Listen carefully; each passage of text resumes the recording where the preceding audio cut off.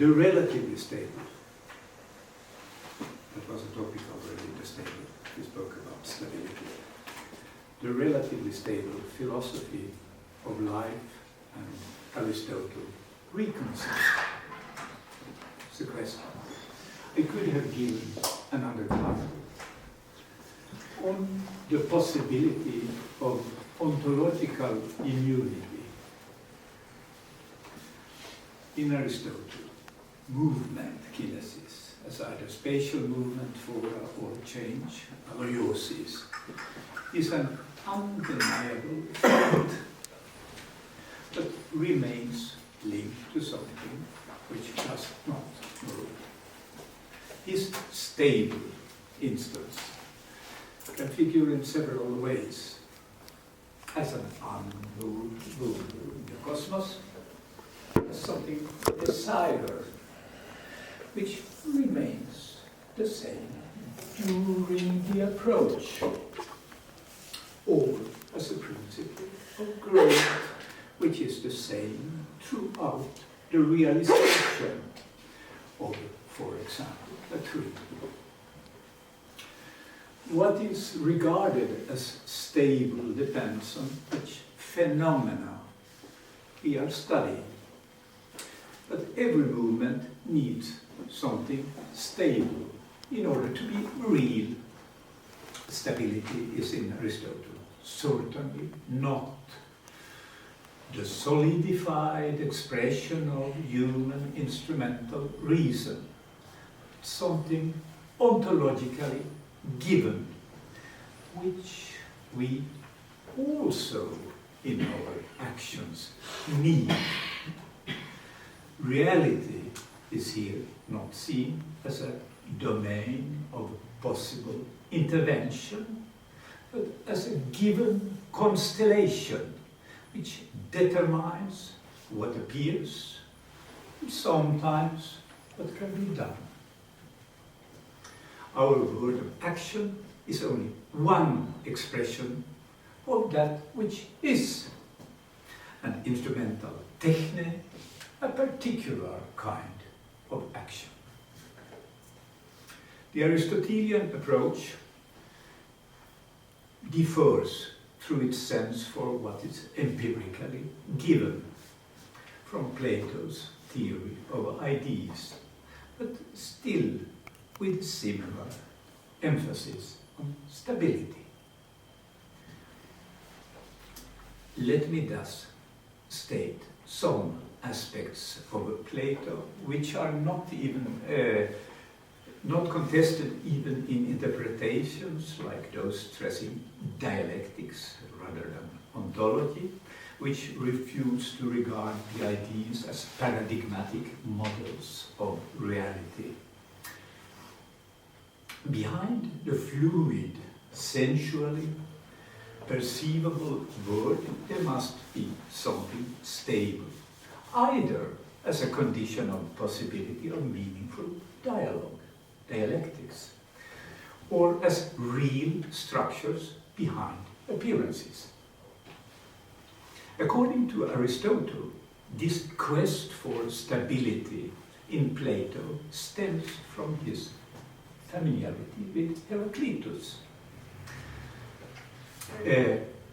With the Heraclitean view that everything in the world of appearances flows. This is precisely why Plato needs a non-sensual instance in order to account for identity, unity, and ultimately also being. Even if Aristotle is a harsh critic of Platonic idealism, he remains influenced by his quest for stability. A tenor of his notion of essence, ousia, change and movement need something which remains the same even during the modifications. This kind of stability is, however, in Aristotle, different from the Platonic separation of a sensual and an ideal dimension, and the related depreciation of the perceptual representations which make the sensually given appear. Compared to Plato, Aristotle regards the perceivable appearances, the phenomena, as something mediating between real things and our knowledge of them. He can even stress that thought always is dependent on perceived phantasmata. In a way, Aristotle thus resituates Platonic stability in a Heraclitean setting. It could even be said that this constitutes the core of his notion of realization or actualization, energia, entelgeia, which means precisely that something stable is in an essential way involved in movement and change. This seems to entail a problem concerning something one could call ontological immunity. If there is something stable which movement and change depend upon, how come that such a stable structure can be immutable? As especially Plato assumes, but also Aristotle seems to suppose. In other words, which is the immunity which allows the stable structure or pattern to influence without being influenced itself? One could, of course, in a Kantian way, argue that such structures are not real, but only epistemic means that allow us to study reality. Reality then understood as an object sphere and the epistemic structures as something subjective in the sense of a conditional possibility of experience. Such a conception presupposes, however, the modern distinction between subject and object, which is, as far as I can see, not present in ancient thought. When Aristotle speaks of categories, he means something else than Kant, not jadicative functions of the epistemic subject, but fundamental ways of speaking about being in a reality which we can understand because of our belonging to the same reality which we study.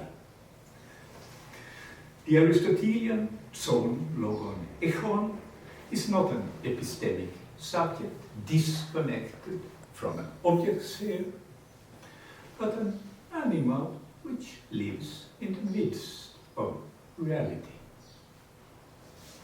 In Plato, it's true, there was a separation of the ideal and the sensual world, which does not stress our involvement in nature, but rather tends to regard the eternal aspects of the soul in opposition to nature.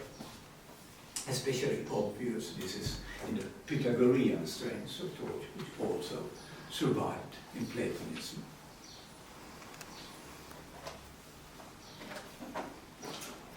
Here's the important position of mathematics.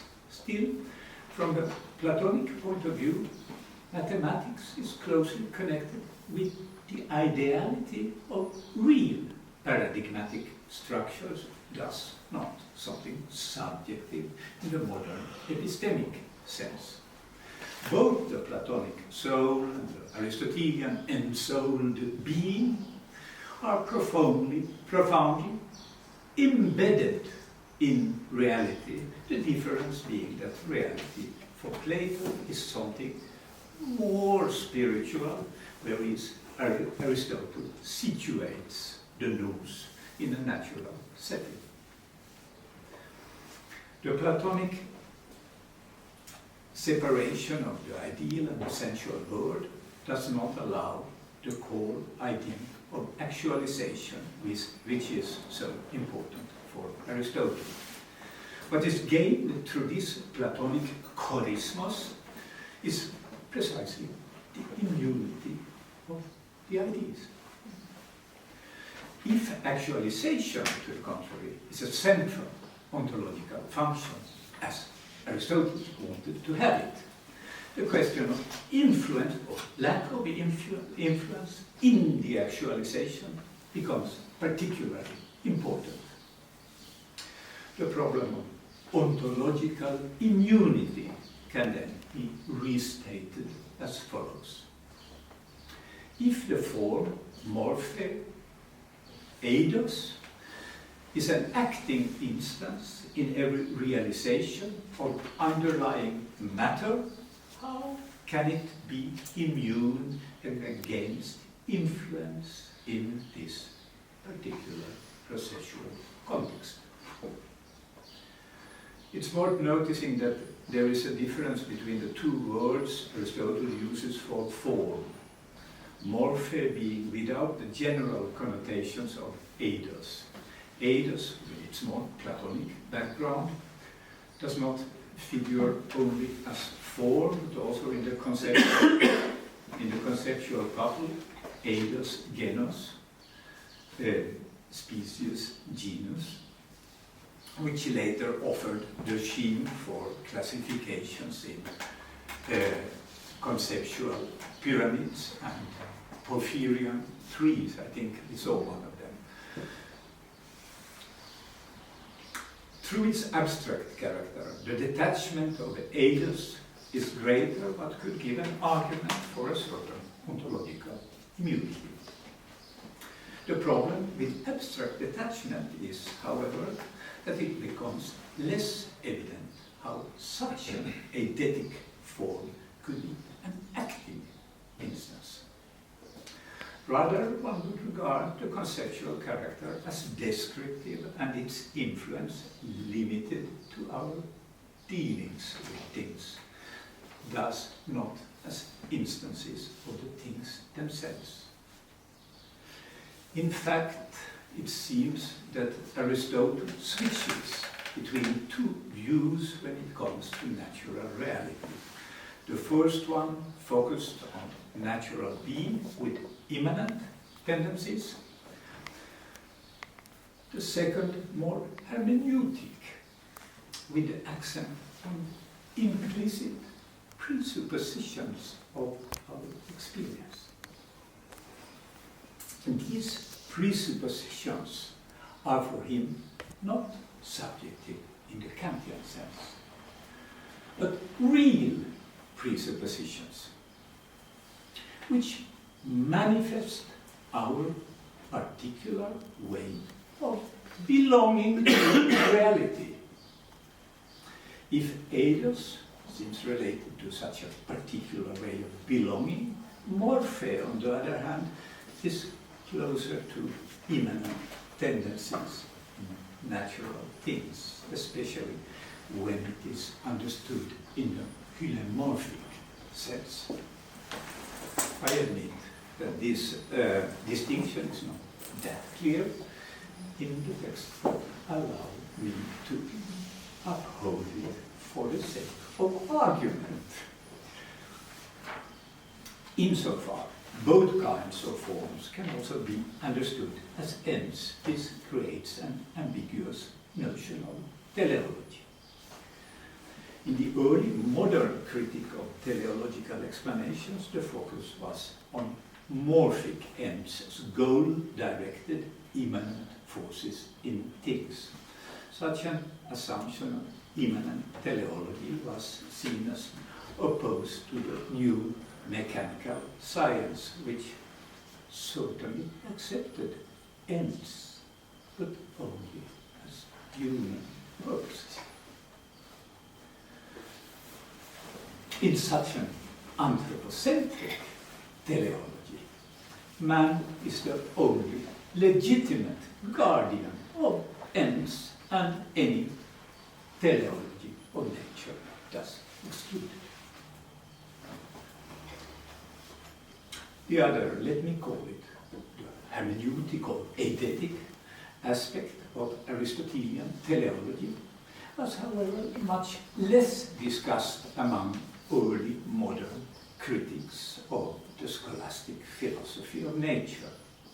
However, this topic is important. What does it mean if ends are implicitly presupposed, but at the same time real and not subjective conditions of experience? Let me quote the famous passage in Le Malade Imaginaire, where Molière wants to show how ridiculous teleological explanations are. The question, why does opium provoke sleep, receives the answer.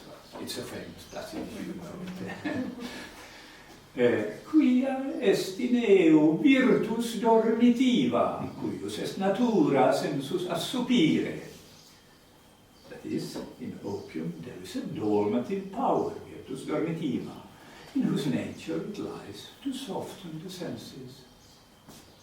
For Molière, as well as for Descartes, Malebranche, and so many others, this is supposed to illustrate the meaninglessness of this kind of immanent powers.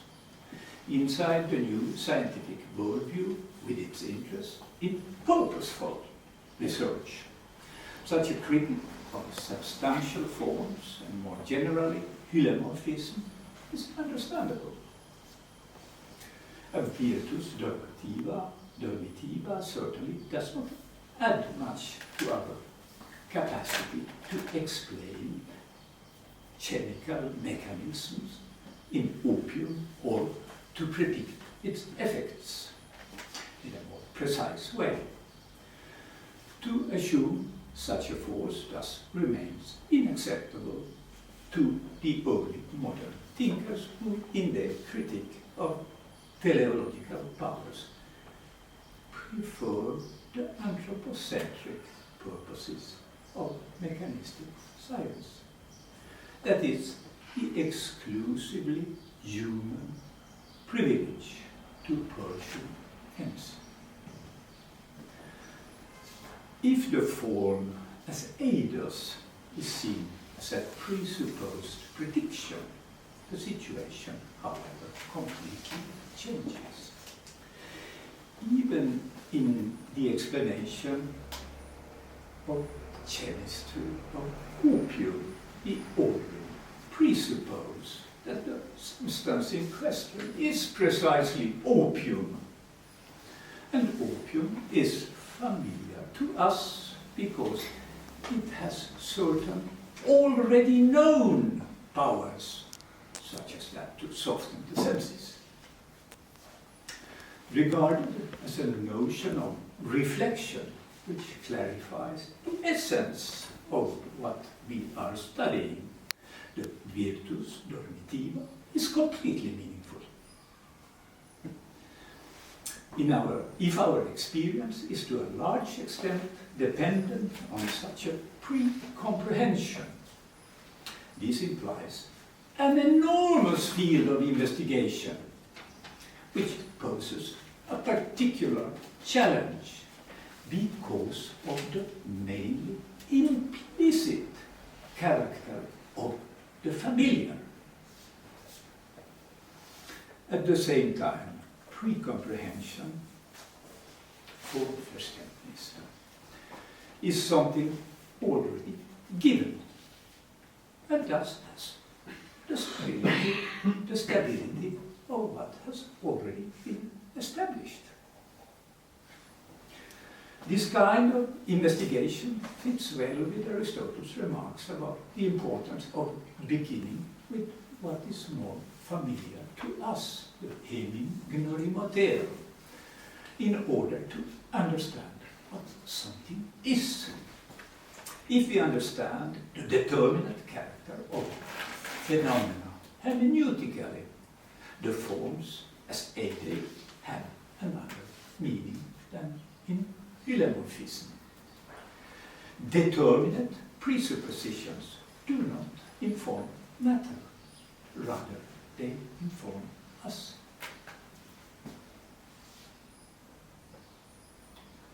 What does this mean for the mentioned ontological immunity? In the hylomorphic context, Aristotle seems to regard the forms as extremely stable and even describes them as immutable or eternal. Such forms would thus be immune to change and in this respect resemble Platonic paradigmata and even suggest something similar to the Stoic logos spermatikoi, inalterable reasons in the realm of nature. The Stoic conception of evolutio was in fact what prevented Darwin from using this notion of evolution in the 5 first editions of The Origin of Species. I have it from Edition Song. Later on, he then gave the notion, the transformist meaning, which is familiar to us. In this modern context, there are no eternal, immutable forms, but only relatively identical species whose stability reflects the temporal fact that change is seldom sudden.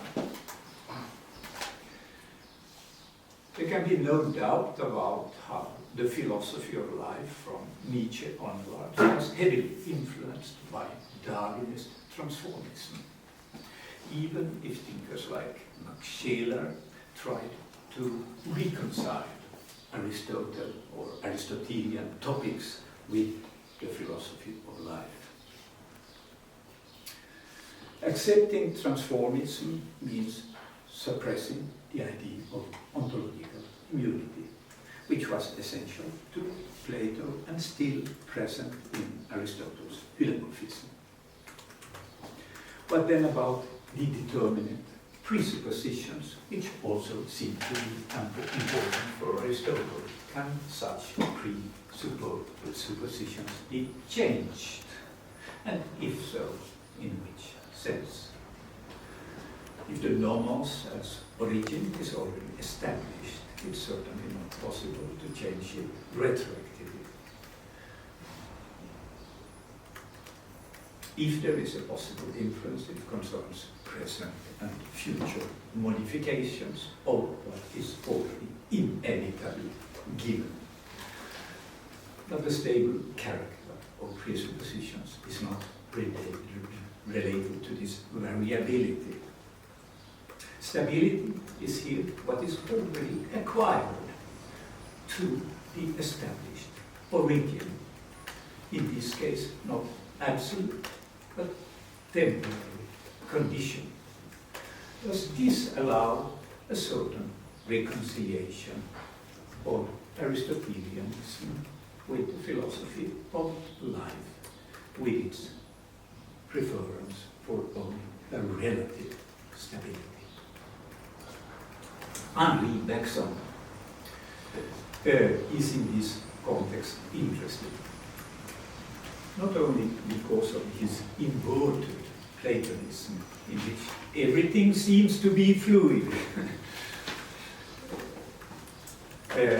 but also because of his close relation to Félix Bergson that you mentioned, who was the main responsible for the Aristotelian revival in 19th century France.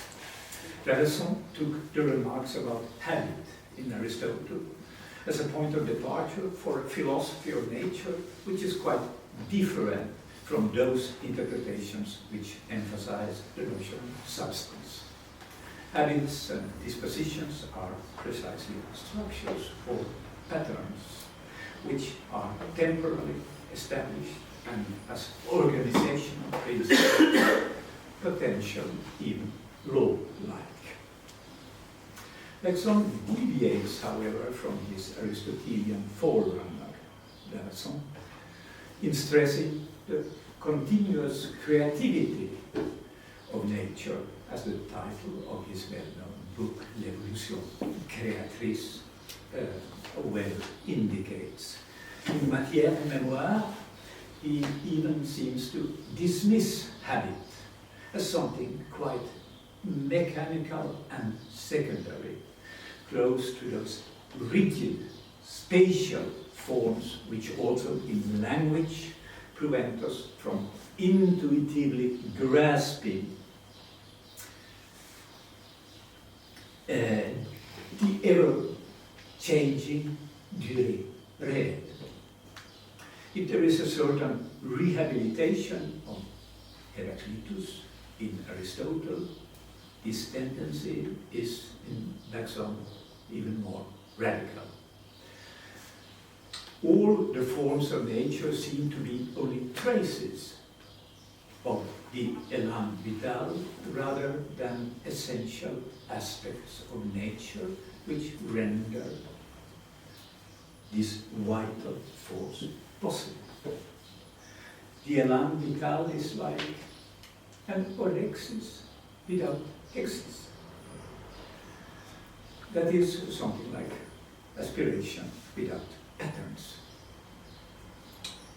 In this idea of the creative élan vital, which continuously integrates novelty in the life process, Bergson even seems to dismiss the assumption of a necessary dimension of natural order beneath change and variability. It's hard to find a similar stress on novelty in Aristotle, seems to me. If we speak of the dispositional stability which concerns us in a quite obvious psychological manner, it's easier to understand how stability is linked to temporally constituted origins. Psychic life, and especially our own psychic life, is a particularly significant manifestation of nature as we are personally concerned. This is marvelously expressed in the notion of second nature, which Aristotle uses for habit. Habitual patterns are like natural patterns, but differ in one respect. They are more flexible than the immutable principles of first nature, and thus involve a space for praxis. Compared to Bergson, who quite rapidly conflates stability with an instrumentally motivated need for spatialization, Aristotle regards stability and established patterns as an essential aspect of natural processes, but also of understanding.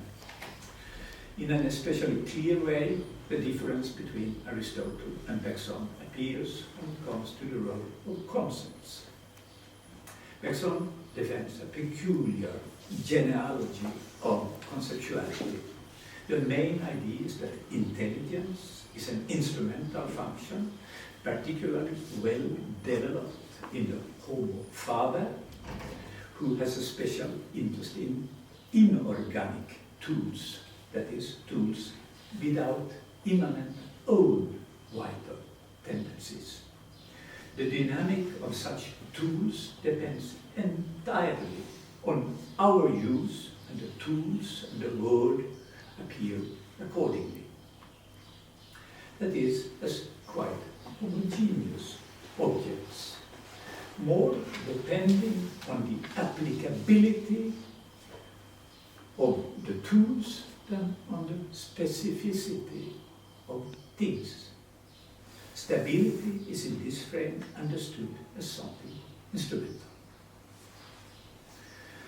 The objects appear to be similar when they allow a similar instrumental activity, and what makes this possible is the stable character of the tools. According to Bergson, this is not only when we are handling fabricated inorganic tools, But it's also true for notions, which are character, identity, which is in essence general. The word of the Homo faber is thus, as such, founded on a distance from organic nature, originally by technical means, which reduce things of nature to possible material for instrumental ends, then to instrumental series, where not only tools are fabricated, but tools for fabricating tools and other tools for fabricating these tools, and so on ad infinitum. Our word itself appears more and more as an artificial construct, but erected on precisely the natural foundation to which it increasingly loses its access. What allows us to invert this tendency is, according to Bergson, intuition. That is, a capacity to reactivate the lost instinctive immediacy inside intelligent behavior. In this setting, Bergson seems to regard concepts as stable, identical functions, which are less directly instrumental than tools, but still products of the same disengaged logic. I quote, "The concepts have the same stability as the objects according to which they have been created." Such conceptual tools offer a general usefulness which is even more detached from its natural origin. Conceptual thought orients itself in possible, almost hypothetical words, with a focus more on plausible structures than on real manifestation. The decisive question concerns these intellectual tools, the concepts. Do they remain exclusively inside the instrumental scheme, or do they offer other possibilities too? The texts of Bergson are not quite clear on this point, and anti-intellectualistic strain emphasizes the instrumental character of conceptuality, of conceptuality as such, and thus its incapacity to grasp living nature. But at the same time, it's obvious that Bergson is using language and quite definite concepts in order to shed light on how life appears in experience. The latter approach indicates concepts can be more like a Reflexionsbegriffe of German idealism, that is, not Verstandesbegriffe, or in Bergsonian language, not instrumental tools, but rather means to turn the regard backwards on the immanent logic which is generating our mode of being.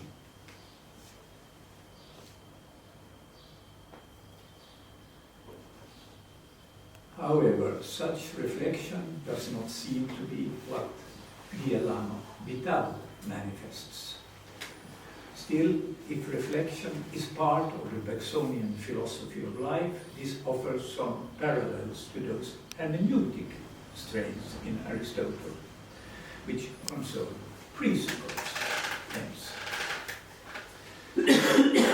the issue is, however, complicated, as Bergson's remarks on reflection are partly implicit and partly linked only to the pure recollection, souvenir pur, in matière et mémoire, which is for him rather a personal awareness than a reflective function. Awareness is certainly a condition of reflective understanding, but not a sufficient one. reflection offers understanding when it clarifies a background which involves both our mode of being and our way of conceiving things, with a multitude of relevant contents. Concepts are in this setting not useful tools, but predicative functions of a non-instrumental kind, which allow awareness to become understanding. For Aristotle, it's evident that we live in the patterns of first and second nature, but for Bergson seems to be only the secondary function of habit is for Aristotle a way nature expresses itself in the human and animal context. The patterns possess a certain stability which ranges from absolute immutability to relatively stable dispositions. In order to navigate in such a world, but also in order to understand what it's all about, the zone, logon, echon, as precisely the logos, which can mean reason, language, and concept. The stability of logos is not the same as the stability of a pattern. It's not a structure for organizing different situations. Predication allows us to say something about something, whereas experience rather is about seeing something as something. According to Aristotle, conceptual thought, however, remains dependent on the life out of which it springs forth. In other words, there is an organized process, a pattern of realization, which enables us to conceive relatively stable contents. Act and content interact. As realization, even the intellective act has duration, even if its contents are stable in a non-processual way. Bergson seems to conflate these two and overlook that an intelligent act can be durational in its perception of non-duration contents.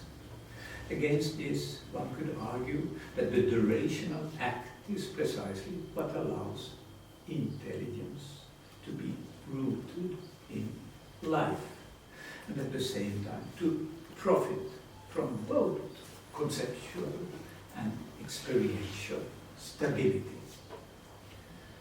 At the same time, the characteristic ontological confidence in Aristotle seems to indicate that the noetic stability can somehow coincide with the stability of the pattern when thought is true.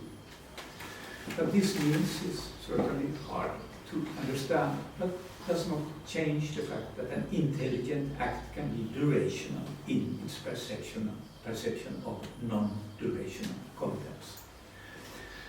Aristotle allows us to speak of both aspects. How the Aristotelian view that act and content can somehow coincide relates to Bergson's intuition is an interesting topic which I have to leave out, but let me close with some words on what coincidence could mean. In De Anima, Aristotle states the identity of thought and that which thought is about. But this can be the case, has given rise to long discussions. If we take Aristotle's, what I call Aristotle's ontological confidence seriously, it means that reality, in the sense of energia, has a priority. It's not for reality to adapt itself to our a priori given conditions, as Kant explicitly claimed. But instead, we have to adapt ourselves to reality. If this reality has more or less stable patterns in its actualization, our role seems to be to navigate in this already given context. As an Indian proverb says, we cannot change the direction of the wind, but we can adjust our sails. This also concerns our way of speaking.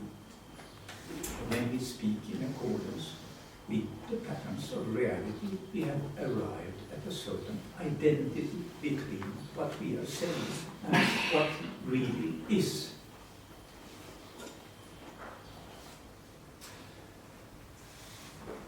Concepts offer this possibility to reason in the specific mode of belonging to reality that is ours. True utterances are in accordance with those aspects of reality that concern us. Could this perhaps offer parallels with Bexon's notion of intuition, which also stresses a possible coincidence between thought and what thought is about, when our mind reconnects with life. Barakala. Yes, for you to decide.